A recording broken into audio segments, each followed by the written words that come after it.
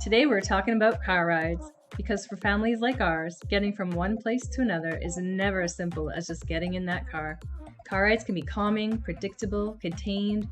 It can also feel like a complete loss of control with no escape from the noise, those smells, sun, siblings, and seatbelts. And sometimes it's both. So today we're talking about car rides and what they can mean for our kids and what they can do to us as parents and all the things that we've learned the hard way. Are you ready to laugh, cry, rage, and repeat? It's Jennifer and Kim. Hello, thanks for joining us again. Beep, beep. So, car rides. I like it. Do you have a little bit of trauma? I've got trauma. First of all, we've got trauma. Well, that's a dumb question. Okay, were you one of those families that had to drive your baby around to put them to sleep? Or when they say, when a kid is upset, put them in water. Like some people...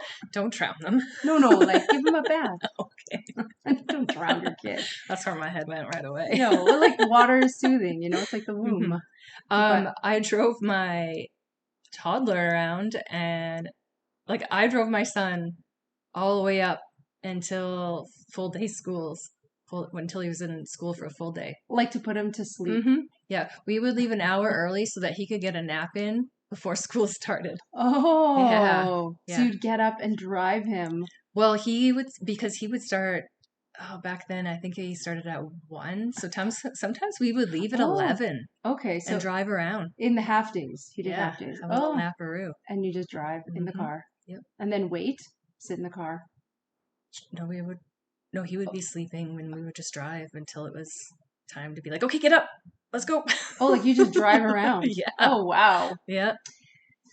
Wow. Yeah, we use the car to put our kids to sleep lots. Yeah. But sometimes getting them in the car and the seatbelts was more work than actually we didn't do it. We just Did you have one of those seatbelt locks? We did. Yeah. But our kids were Houdini and they could get out of anything. Yeah. Ours didn't last that long either. No, it didn't last. No. Did you...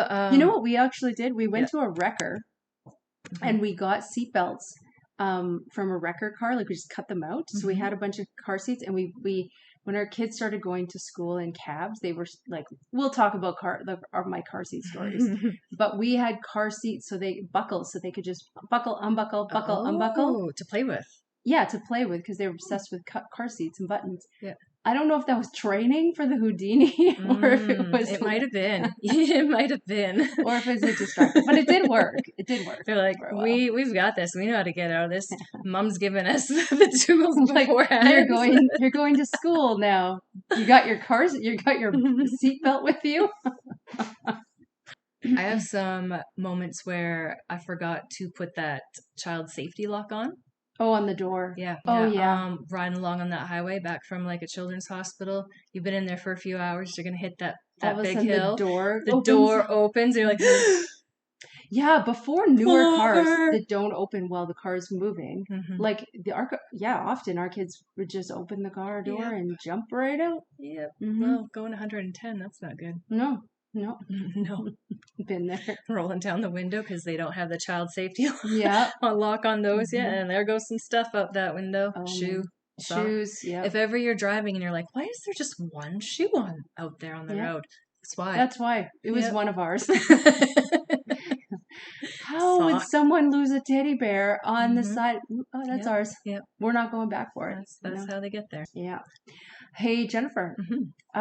What does maybe not your current car, but what did your previous car look like? What were some, if you could be tell me you're a special needs parent without telling me you're a special needs parent by explaining what your car looks like. Teeth marks. That's exactly where I was leading. The smell of poop. So baked in. The teeth marks, though, adult teeth marks. The lick marks on the windows. The apples. The painting with the apples. I mean, I've seen some pretty rough parent vehicles. Kids are rough. Kids are messy. There's snacks everywhere. Stains. But the teeth marks. Yeah. Even now, having adult kids, or adult children. They're not children. Adults. How many times am I like, don't chew the seat? don't chew up our car. Don't chew the car. Don't chew Things the car. you don't expect to say as a parent. No. Oh, that reminds me of some. I gotta tell a quick story of things you don't expect to say as a parent. So we have air conditioning on our upstairs, not on our main floor. And sometimes when it's really hot, we put a fan at the top of the stairs. And so the other day, my son was upstairs and I was in the kitchen. And what did I yell? Don't fart behind the fan! And you just hear giggling. Like, yeah, I'm on to you. I smelled that downstairs. Oh, wow. Unfortunately, because I yelled that, I started something. Yeah, you introduced that. Farting behind the fan. He's just going to keep doing it. Oh, that's rough. Yeah, the bite marks inside the car, and just like peeled things and wrecked things. Like and missing vent pieces, yes. plugins. Yeah, they're just all chewed off, or like, the console in between. I remember thinking, no one's ever going to buy this car. Luckily, we ended up getting an accident and it got totaled because, well, yeah, like, how am I ever going to sell this car? Like, we're going to have it forever. Yeah. Okay, let's talk about car trips. Like when because a lot of people might be going on car trips these days. It's summer, you're going on little vacations. And if you are one of the adventurous parents with a child with special needs, there's a little bit more prep you might be doing. Just a little. Just a little more prep. A little more. So we're going to start with some stories about car rides. You got one?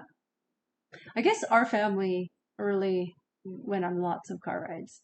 We did many a trip to children's hospitals from wherever we've never been. I think I mentioned before, in a city with a children's hospital. So we've always had to take trips, and our trips always revolved around the children's hospitals. Right. Sometimes we take like a week for a 1-hour appointment. Yeah, so we spent a lot of time in that car. Yeah. Vehicles. Sometimes, drive 8 hours for a 1-hour appointment, drive 8 hours back. That's right. Painful. Yeah, we did a lot of driving with our kids too because we were so excited about teaching our kids to ski. The one season we got season passes and we put them in an adaptive program, a ski adaptive program, because no one else would take them for lessons. So this was like really a big deal. And so, but we had to go every second weekend, and it was 8 hours in winter. So we got a lot of driving, lots of car rides. That's dedication to skiing. Yes, dedication. And when our kids were little, we were against screens. So we didn't have iPads. We had a phone, but our kids didn't have screens, and and it's a thing with Fragile X. Once you start something, I think that's with probably most kids, but you really are screwed. Like if you change that schedule once, you're screwed. So we were holding off and not wanting having any technology and so it was my job to be the car entertainer. It's exhausting. It's exhausting. And I remember begging my husband, like, please let me drive. Please, can I just drive? I do all the driving. Because the entertainer, it's hard. Yep. And so you're reading books, you're singing songs, you're giving snacks, you're cleaning up, it's a 24-hour job. And I remember being so tired and burnt out of doing all the things. We were probably 3 hours from our hometown and still had 3 hours to go. And I'm like, I'm going to need something new and distracting because there was screaming and fighting and I remember being like, please, just can I show photos on my phone of the family? And he's like, you do it once. Like, he was like, we're trying to hold each other together by this little thread of like, we're breaking down. And I remember he's like, okay, we'll go to Shoppers and you can buy a new book. I was like, desperate times. I mean, now with screens, it's a little easier. I don't remember. I feel like maybe we had a DVD player. That was back in the day where you could buy those portable DVD players. Yeah. We didn't have We bought one of those. I don't think we had iPads. No, we didn't have iPads. No. We eventually did. Someone gave us one of those because they knew how much we struggled. Maybe they came on a trip with us and they're like, this is what you guys need. It's a DVD player. Yeah. We Oh, you know That how it only works till the started? battery runs out. Actually, one time we rented a vehicle to go on a trip, and it had a screen on it that you could put a DVD in Ooh. it. And but then my son realized it only worked when we stopped, when the car was in park, like because you had to hook up a thing. Oh, So because it was a rental. right. And so we went to the gas station. All of a sudden, Thomas the Train comes on, like the DVD's working, because we could listen to it, but you couldn't see it. But when we put it in park, you could see the video. And so they were just so excited. They wouldn't get out to pee. They wouldn't leave the car. They were just like, they were like thrusting themselves forward to try and put the car into park. Like, that was chaos. Oy. Chaos. I just, a lot of our trips, our stories are having to do with poop. Pooping in the car. Oh, yep. Yeah. Just too much. Adults pooping. Okay, like just so we can like Just older children pooping in the car, adults pooping in the car. It's too much. It's too much. It's a lot. Just, it's not small. It's No. not small quantities. No. And they're not small. I just trying to change a kid on the highway, in the vehicle, side of the road too. That's just not. That's it's not fun. We're turning into the poop episode, but really we're talking about cars. Because I have a lot of poop stories You do. that involve driving. You do. Absolutely. Gas stations. No running water ones. Hiding it. Yeah. I could go on. Yeah. Car rides. I think, well, like for me, I've probably blocked out a lot of the like real young kid trauma things. But one thing that I remember is our kids hated seatbelts, like to the 10th degree. Like, and they would wreck every like, child car seat. By the time you got the safety on, the kid was out of the car, and like it was just the seatbelt containing them just seemed like we were hurting them to contain them because they're hyperactive, and it's a sensory thing. They need to move their bodies, and they're stimming. You're getting like smoked in the face with a fist. Yeah. And there was at one point we used to have kicked in the stomach. One of those old VW camper vans, And so the seat belts are old, like they weren't the harness ones, so it was just a lap belt. And it was impossible to convince them to stay in. So we had car seats in the camper van. Right. Okay. It's impossible. And the car, because you could push up the top to sleep in it, right? It had a bar that went across. And at one point we just decided, you know what? This is a recreational vehicle. And you don't actually, I think by law, you don't have to have seatbelts if you're in the back of a recreational vehicle. So by law, we couldn't have gotten a ticket. So we just kind of gave up. And we would just let them swing on the bar. Like it was almost like they had a little gym in there. And we put a mat down and they would just jump and play and crawl around. Like so dangerous. But we just gave up. And like if you are a special needs parent who's been on a car ride, and you see me and I see you, because you just kind of give up, and you need to get from A to B, and you want to live your life. And car seats, I'm sorry, if you grew up in the 60s and 70s. I remember like physically restraining my son to stay in his car seat. Yeah. Just like, no, you got to be in this. Like, you can't leave until you're buckled in. Yeah. I remember even when I was nursing. So my son had an oral fixation, right? Like need to suck all the time, right? I remember I was nursing and I didn't want to get them out of their car seat because of the screaming, everything that would happen. So I remember like leaning over top of the car seat and nursing while the car was driving. And straddling over top on a seat to try and nurse this baby. Thank you for that. Yeah, thanks. That image. Yep. It's like, okay, if we got in an accident, I would die. Is this worth it?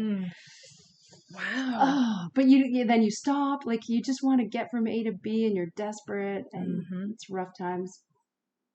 I'm still thinking about that. There's also still and this happened a lot, the questions about where are we going, how long, what happens after, what if we don't stop, what if the bathroom's different, Yeah. what if The talking. what if Because for us, our kids incessantly Why? talk now. Like Mhm. like we're on a car ride and we're trying to listen to a song or a playlist, or we're trying to listen to the news or a podcast or whatever, and the kids just talk You don't understand incessantly. them. No, they're just talking. They're just like they're just making noises Yeah. incessantly, like they don't stop. And you get to a point where you're like, be quiet, you know? And so we used to say, like, make them, because now we use screens. So they would listen to things super loud, and then we transitioned to teaching them how to wear earphones. Nice, yeah. That was tough because headphones always had cords, like it was Right. before Bluetooth. And headphones, like, so the cords were chewed up. Like, do you know how many headphones? We still have chewed up cords. Yeah, and the headphones, they break them, break everything constantly. Even like earbuds, they lose them, they chew them, they wreck them. Like, it's so expensive trying just to keep them entertained. So we would say, my one son, he's okay with watching shows without any sound. Like, he just watches them. But then he's talking incessantly. Narrating it. But then the one when we're like quiet, then the other one would say, no sound, no sound. It's so much work. It's so. Sometimes we would turn up the volume of music we like and sing loudly just to try and drown them out. Yeah, that doesn't work. Right now, my one son's really into music. So if I make a playlist or want to play a song that I like, he insists right away. We don't talk about Bruno or Justin Bieber, and it has to happen like right now. And he will bug me until we play. We don't talk about Bruno or Disney something or other. So I know all the lyrics to most of the Tangled songs. We don't talk about Bruno. I got it nailed. I don't even know what that is, but don't tell me. Yeah, no, you don't want to know. My son is really into whatever his siblings listening to, and so that's been. Oh, that's helpful. Yeah, at least they have some good taste. At least you have one typical kid driving the car playlist. Because ours are not fun playlists. Yeah. We still listen to Paw Patrol in the morning on repeat. And quite often I find myself thinking about Ryder. That's a theme.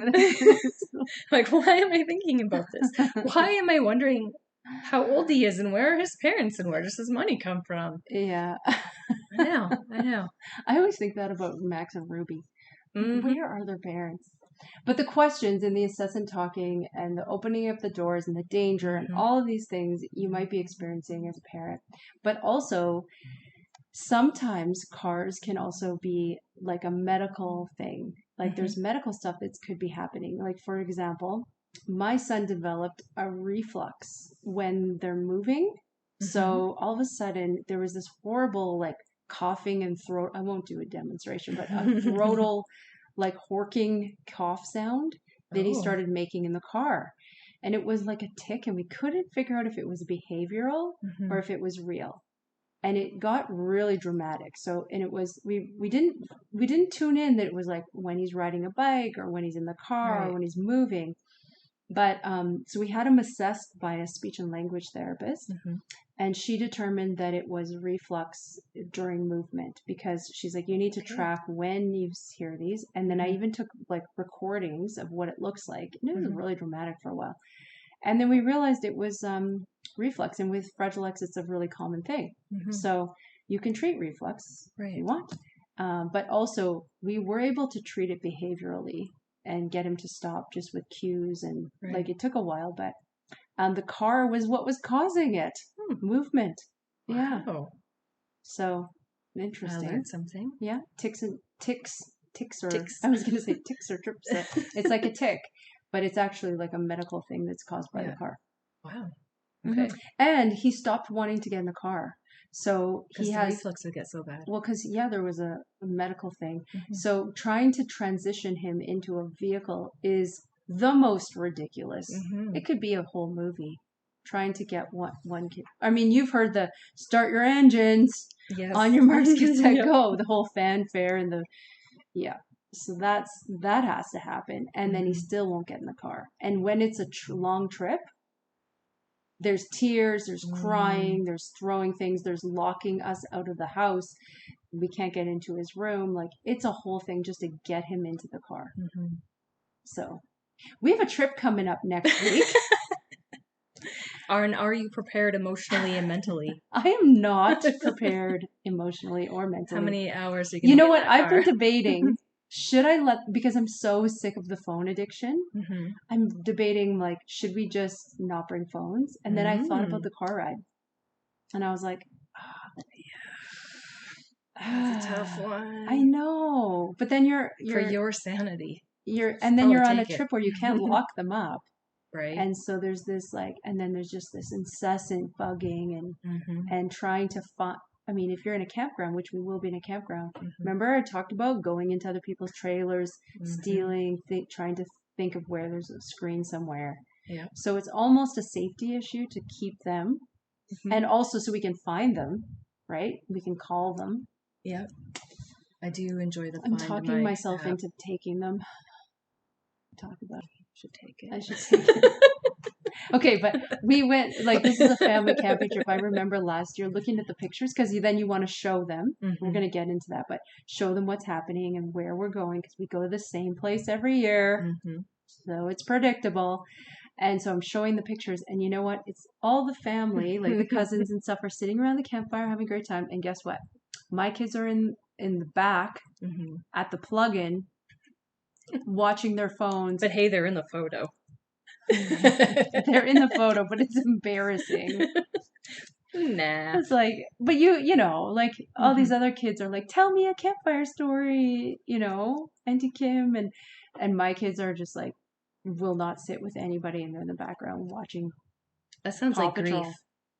It is. It's a little bit of grief. You're right. You picked up on that. Yeah, because I want my kids to be involved. Absolutely. Yeah. So there's the grief and loss.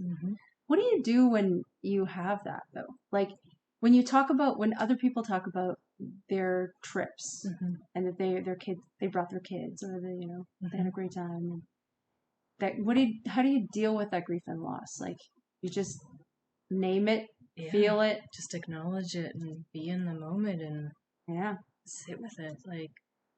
But we did come up with some pretty good tips and tricks. Are you trying to get past your grief right now and move right into the tips and tricks? I'm gonna feel that grief and loss. I know it's gonna come, and I'm gonna be okay with it because I'm gonna have a good time. Yeah, and they're having a good time, and that's actually what they want to do. They're happy. They would prefer to do that. Yeah. Okay, so we're gonna talk about tips and tricks. We also eat food that we don't necessarily want to eat ever. Like, I don't want to go through the McDonald's drive-thru and eat crap, right? You feel bad. I never want to. Those are our destinations. Those are the exciting things that the kids look forward to. So, when we always say, like, for the car, one lunch, we get to go through a drive-thru. And we get to pick, what are the 3 top options. Right. And that's the exciting part. So we always go through, get fast food. And my son likes to stop at convenience stores and buy himself a treat now. Oh, yes. But how do you just pick one? Place. We have to go in and think, one. You can only buy one. I feel like the negotiation. Or it's a muffin and a donut. The negotiation. So much. So much negotiation. Yeah. When we were little, we actually had a treasure box. And in the treasure box, we had, I can't remember, they were just like little plastic animals. There's a specific brand, but I can't remember exactly. And, or they used to be those Disney boxes with the little plastic figurines in them too. And we would just pile them all in this box, and they would get a reward if a good stop, or they played quietly for a certain amount of time, or we saw good behavior, we would reward it, and they would get to pick for us a mystery, put their hand in the box and pick something out, and then that would occupy them for a little bit. And we did that quite often until They just decided that they didn't need that anymore. But that was a few years we got out of that. You know what? I could probably use that tip now. Mm-hmm. But I do remember I went to the dollar store one time and I bought a whole bunch of fun little, like, my kids love those like magic marker books or whatever, Mm-hmm. and they're like, $8 at a gas station, but at a dollar store, you get some. Yeah. So I bought some opening packages things and new things that they could do. It would be new and exciting. Mm-hmm. And I remember I like brought out the bag and they grabbed it and they went like I couldn't even recover. Like it wasn't like a reach your hand in the bag. It was like, I want them all right now. And they just destroyed them immediately. I was like, oh, well, that lasted 10 seconds. That was fun. Ours lasted longer because first you got to take the time to, pick that one. Yeah. And then you got to play with it until you get bored. Mm-hmm. And then you got to figure out how you can be good so you can get another one. Yeah. I might use that actually on our Write it down. Trip. I'm gonna do it. I'm gonna go get some treasures. I'm gonna use some good old bribery. Yeah, so much bribery. Why not? One time, we went on a trip. We had a really long drive, and we were like, we just got to get through this. And we said, okay, we're just gonna let them buy. Every time we stop, we're gonna let them get whatever they want. And they wanted. I remember my son wanted a Slurpee. Ooh. And we were like, I don't know. Like, okay, take a sip. Great. And he threw it out. Like, he's like, you want your Slurpee? Okay, great. Oh, you want a chocolate bar? Okay, take a bite. Then he just threw everything out. Wow. And I was like, And it was, they were happy. Yeah, they were happy. Okay. We're like, hey, I mean, it was pretty wasteful. But I remember just like, yep, okay, whatever you want. Because I was picturing them downing that Slurpee and then being like, then they hype her. then the poop everywhere. Comes. Yeah, no. I also one time made, and I'm kind of a little bit crafty. Not as crafty as you, but I'm a little bit crafty. I'm learning to be crafty. You're learning. So I got poly pellets from a craft store. Okay. And I just made a fabric, and I got a clear, you can buy clear material, like a soft material that's like a window. And I made one of those sensory bags, where they're, and you put poly pellets in, and then all little things that you can find. Like you could put like little animals, yes. I think we did that too. Yeah, and it's sensory, and you bring it to the window. You have to push in. We used macaroni, but that works. Yeah, the poly pellets are nice because they're white, and then you can find the things. So, yeah, it's like a big bean bag, right? Yeah. And I made them specific for things that they would want to see in them. So I used their toys and their things that, little trinkets and stuff so they could find them. And we played with those for hours. But it would be like, no, if you find blah, blah, blah, then I'll play. We don't talk about Bruno or whatever. Back then that was a new one, but it was something like I would use those. You have to, and I knew exactly what was in them because I made them. And so I'd be like, if you find the dinosaur or whatever. And those were a really good sensory toy. Yeah. It's good for like working on fine motor. Absolutely it is, yeah. Yeah, I think that's why you can buy them. Told us about to like make it, and that's what we did for a while. Yeah, and you can buy them, but if you put stuff in them that are motivating to your kids, like little Diegos or whatever, it's funner. Absolutely. Yeah, and I got funner. And I remember getting material that they really liked, like one had cars and one had whatever. Because you're a sewer. Well, it's pretty easy. It's a square. It's a rectangle. It's a rectangle. You could probably do it with your hand. Never used a sewing machine. Really? Well, if you need anything mended or sewn. Oh, I'm going to take you up on that. I'll help you out. All right. Have some things. For us also, we use maps. Yeah, remember, you have a kid that likes maps. I've talked about the maps. Yep. A lot. And try to point out where we are and how far we're going to go and try to read the map, read the signs. This tells me that maybe you don't have GPS in your vehicles. No, we don't. I bet your kids would love the GPS in the middle of the console. Who would love it and who would hate it? Remember, I have two and they have opposite interests. Right. So one would be like, turn it off, and one would love it.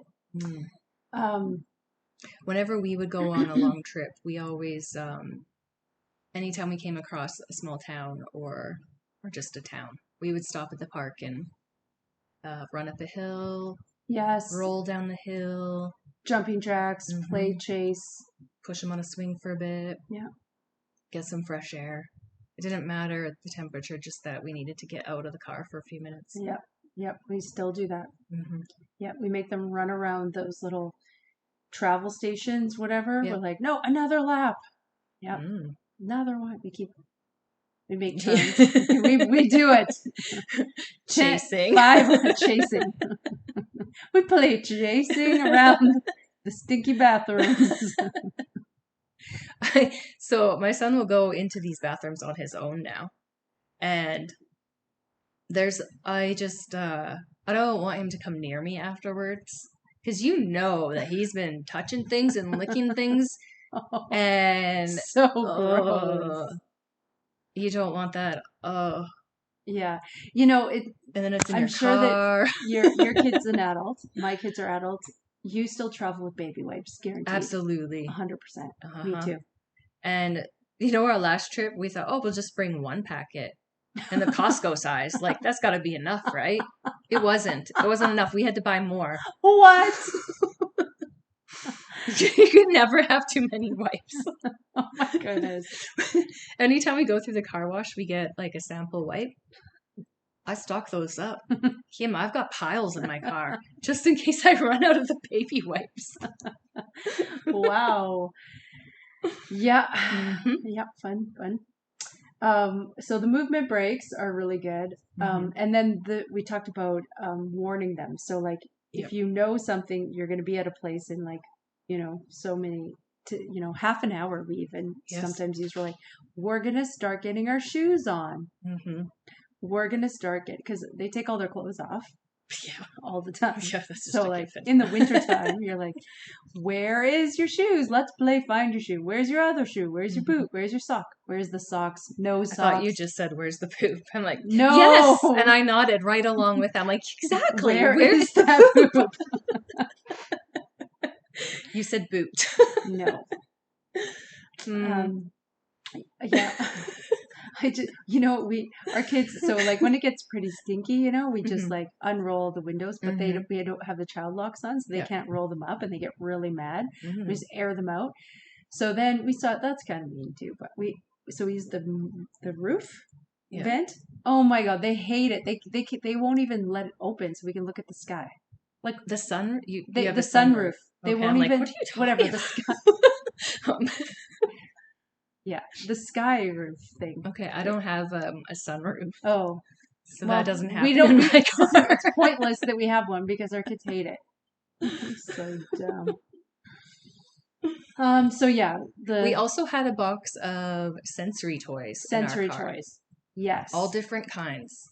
The Chewies. You never know what exactly. Seatbelt cross seatbelts are amazing to chew on because they don't wreck.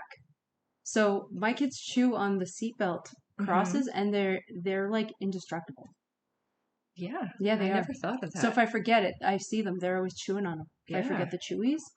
Yeah, good call on that. Yeah, mine probably choose it. And it doesn't have teeth marks in it, so I think, sometimes we do social stories or we used to, because for the last year we've absolutely refused to take our son anywhere. We don't poop in the car.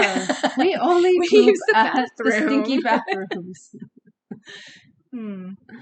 I hate that like gas stations often don't have a family bathroom. Mm-hmm. If you're traveling with just your adult sons, like it's a situation. It's a situation, and I just take them in with me. He doesn't want to go with me anymore. Oh, that's why when he comes out, I'm like, don't touch me. I have taken my kids into the women's washroom so many times that I don't think they even realize that there is a gender option. Like they're like, I sometimes like, oh no, that you're going in this one.